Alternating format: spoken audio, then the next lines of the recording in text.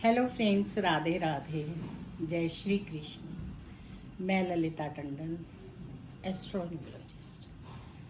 आज हम ज्ञान गंगा में बात करेंगे बहुत ही सुंदर प्रसंग यशोदा के वात्सल्य की। बहुत अच्छा भागवत के अंदर ये प्रसंग है, पढ़ो तो आंखों से आंसू बह जाते हैं। इतना सुंदर सुखदेव जी ने परीक्षित को वर्णन सुनाया यशोदा के वात्सल्य का, जो बहुत ही ज़्यादा प्यारा है। उन्होंने कहा, जब यशोदा ने ये सोचा कि आज तो लाला को घर का ही माखन खिलाऊंगी और खुद अपने हाथों से माखन बनाऊंगी। माँ यशोदा ने पीले रंग के कपड़े पहने, पीत कलर, और वो दही मंथन के लिए लाला को लेकर बैठ गई और उन्होंने मक्खन को मथना, दही मंथन करना शुरू कर दिया। माँ बार बार भगवान को निहार रही हैं, लाला को निहार रही हैं और दही मंथन कर रही हैं कि आज तो मैं भगवान कृष्ण को अपने हाथों से घर का माखन खिलाऊंगी। माँ की आंखों से अश्रु और स्तनों से दूध की धारा बह रही है। इतना ज़्यादा वात्सल्य भाव माँ यशोदा के हृदय में जागा हुआ है। सुखदेव जी वर्णन कर रहे हैं, बहुत ही सुंदर वर्णन है। माँ जो है उसका कोई भी वर्णन नहीं कर सकता, देवता भी नहीं कर सकते, क्योंकि माँ का प्यार इतना ज़्यादा निश्चल होता है। आजकल लोग माँ को नहीं देते इतनी तवज्जो, कलयुग है, लेकिन माँ ही एक ऐसी है जिसका प्यार अनकंडीशनल होता है, उसे बदले में कुछ नहीं चाहिए होता। और भगवान कृष्ण माँ यशोदा के प्यार का पूरा आनंद ले रहे हैं। माँ जैसे ही दही मंथन करती है और उसको कोई काम याद आ जाता है और वो माखन बीच में निकाल कर छोड़कर भागती है कृष्ण को साइड पे करके, और भगवान को ये अच्छा नहीं लगता और वो जल्दी से बानरों को और अपने दोस्तों को बुलाते हैं और मटकी फोड़ देते हैं और सारा माखन सबको खिला देते हैं, खुद भी खा रहे हैं। भगवान कृष्ण ने कहा था कि जब द्वापर में मैं आया था, त्रेता युग में आया था, तब मेरी वानरों ने बहुत सेवा की थी, मुझ पर बहुत कृपा की थी।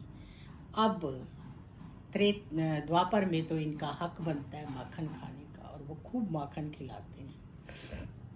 माता लौटती हैं तो देखती हैं कि मटकी फूटी पड़ी है और कृष्ण भगवान जो हैं वो लगे हुए हैं सबको माखन खिलाने में। माँ कृष्ण को गोदी में ले लेती हैं।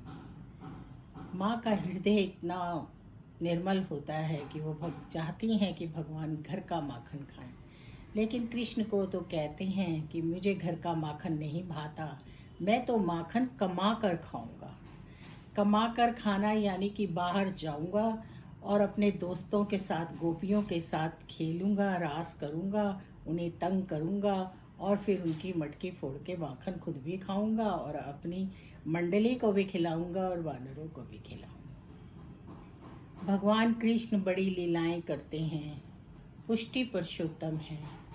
यशोदा की भक्ति बहुत ही ज़्यादा सुंदर है, अनन्य भक्ति है उनकी लाला के प्रति। वो लाला से बहुत प्यार करती हैं और एक भी क्षण के लिए लाला को नहीं छोड़ना चाहती, लेकिन अपने कामों में जाकर वो लाला को छोड़ देती हैं। व्यवहार निभाते निभाते भी हमें भगवान कहते हैं कि मेरा स्मरण करो, ईश्वर का स्मरण करो। हमें व्यवहार तो निभाने ही पड़ते हैं क्योंकि हमने जन्म लिया है, और जन्म लेकर जिस घर में आए हैं वहाँ के व्यवहार हमें निभाने ही हैं, क्योंकि वो हमारे कर्म हैं और उनको काटना है। और उनको काटने के लिए हमें साथ साथ ईश्वर की भक्ति करनी चाहिए, क्योंकि गोपियाँ ऐसा ही करती थी। वो ईश्वर की भक्ति करती थी, वो ईश्वर से प्यार करती थी, कृष्ण की हर वक्त भक्ति करती थी और कृष्ण में लीन रहती थी। उन्हें कृष्ण से बहुत प्यार था, इसीलिए वो घर के सारे काम करते करते भी कृष्ण में ही मगन रहती थी और भगवान उनकी रक्षा करते थे। गोपियों को कृष्ण से बहुत प्यार था। इसी तरह से यशोदा माता का वात्सल्य इतना उत्तम था कि माँ अपने बच्चे को छोड़कर कुछ करना ही नहीं चाहती थी।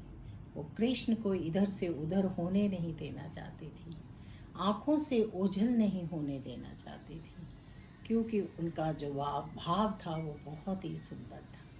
शुकदेव जी ने बहुत ही सुंदर भागवत में वर्णन किया है यशोदा के वात्सल्य का, कि किस तरह से यशोदा जो है दही मंथन कर रही हैं कृष्ण के लिए, और उनका वात्सल्य भाव जो है, उनका जो लाला के प्रति स्नेह और प्रेम है, वो किस तरह से निकल रहा है। वो चाहती हैं इतने नौकर चाकर होने के बावजूद भी भगवान के लिए मक्खन मैं खुद निकालूं और फिर भगवान को माखन खिलाऊं। तो हमें इन सब लीलाओं से ईश्वर ये कहते हैं कि कितने ही हमारे घर में नौकर चाकर हों, कितना ही कुछ क्यों ना हो, हमें भगवान के लिए खुद काम करना चाहिए, अपने ईश्वर के लिए खुद तुलसी दल तोड़ना चाहिए, भोग लगाना चाहिए, उनके लिए रसोई खुद बनानी चाहिए। क्योंकि जो भाव प्रेम का आपके अपने अंदर आएगा वो उनमें नहीं आ सकता। उनमें किस तरह का भाव है आपको क्या पता, पर जब आप अपने भगवान के लिए रसोई बनाएंगे तो आपका भाव बहुत ही उत्तम होगा, और भगवान तो भाव के भूखे हैं।